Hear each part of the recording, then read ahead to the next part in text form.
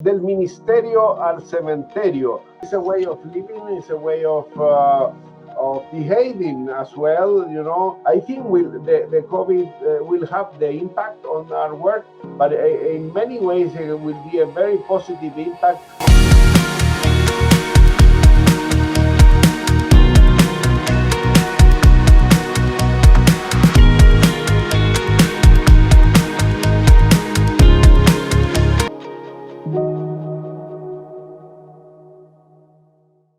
Okay, here the UN, you know, we act in groups, regional groups. So we divide our work and we rotate in taking different responsibilities.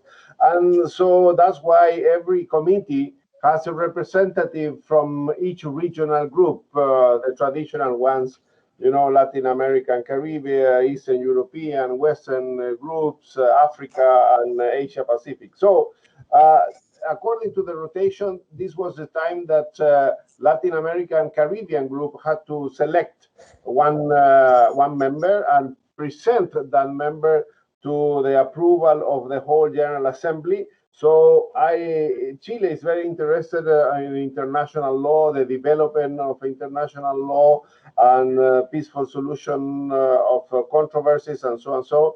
And so we, with the approval of my minister, we decided that it was a good thing to come and try to be chair of the committee. So we put a name, our region did approve it first, and then we had to go to the election at the General Assembly when everyone as well approved it. So it's a not so complicated process for some. So that's why, but because of the two elements, the participation or the chance for Latin America to be, plus it coincides with Chile interest in promoting international law. So the combination of these two elements made it easier.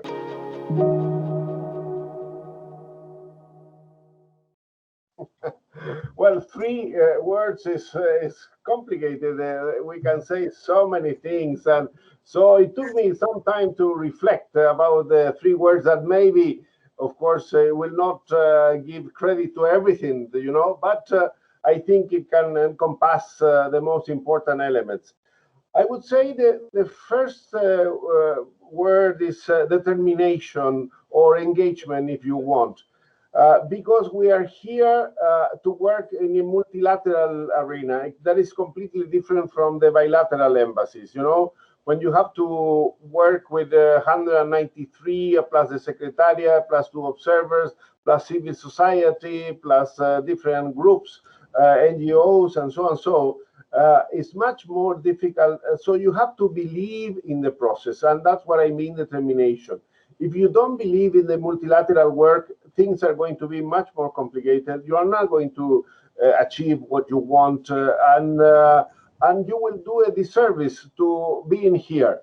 And so the most important thing I think for a country like Chile and for many is that we really are firm supporters of the multilateralism. So that's why I mean determination and engagement. Second is cooperation. You come here to do work with others, to open yourself to others, to listen, to be attentive, to try to find common grounds and common work. So the key element is the cooperation. Sometimes you cannot achieve everything that you want, but you know, for the better good of advancing some issues, you need to understand that this is a process, it's a long march, and but step by step we can work together. So cooperation, it is very key. And from my point of view, the last element is transparency. Transparency to the others about what you think, what you believe, what you want to get, and how do you intend to do it. You know, I see sometimes that people is very reluctant to say exactly what they think, because they believe that maybe somebody can take it badly, or they can harm some feelings, on so and so. Throughout my career, that is almost 40 years, a bit more, I have found that whenever you're open, whenever you tell the other one, look, this I cannot do, or this I cannot work, or whatever, things are much better. And so that brings also people to trust you, because your word is important. What you are saying is something that will happen, or you will act accordingly to what you're saying. And so that line, I think, for me, is very relevant, and I have used it, and I have been successful many, many times. And so those three, I think, that are the words that I would use for this stage.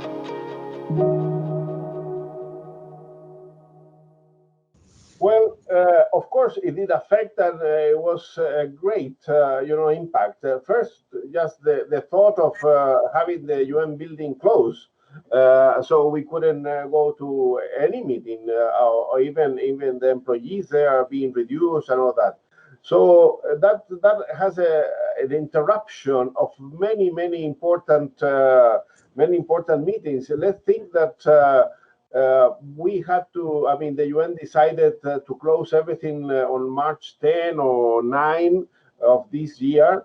And we were like 2 days away from one of the biggest gathering, which is the UN Women, the Commission on the Status of Women, that usually brings over 10,000 people from all over the world to the New York. So it has a great effect. And I think for a few weeks we were kind of paralyzed. We didn't know what to do. But slowly we decided, okay, let's use the technology, let's change a little bit our habits, and let's start working remotely. And of course, now we are more familiar with the platforms that we use, but in those days, maybe one or two, and particular ambassadors, we were more friendly with the person-to-person element than with the machine, the screen.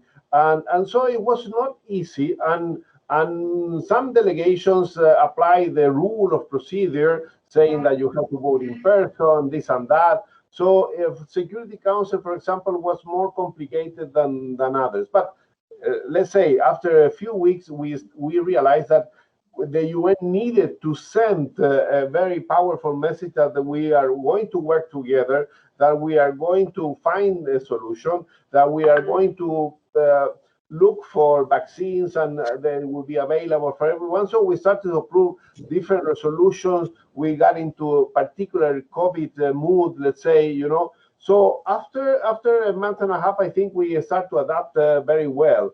And the last General Assembly, we are about to complete this period of the General Assembly. We could manage at least to complete the basic of our work, not to discuss in depth some of the things, not to bring people or experts from capital, because we cannot. And so I think the adjustment has been successful, not completely, but enough to keep the UN alive, working and sending the political message that we are having now. And you can see the vaccine is about to be, well, in some countries has already started, but the important thing is how to distribute it to everyone all over the world.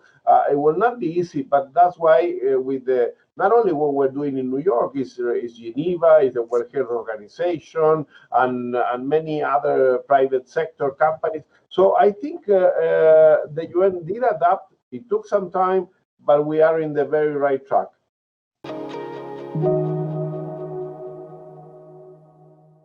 Everything that we have done, or every decision that we have adopted during these past months, is saying that it doesn't set a precedence for future meetings or future decisions, and it's a kind of one-time decision. But that's one point.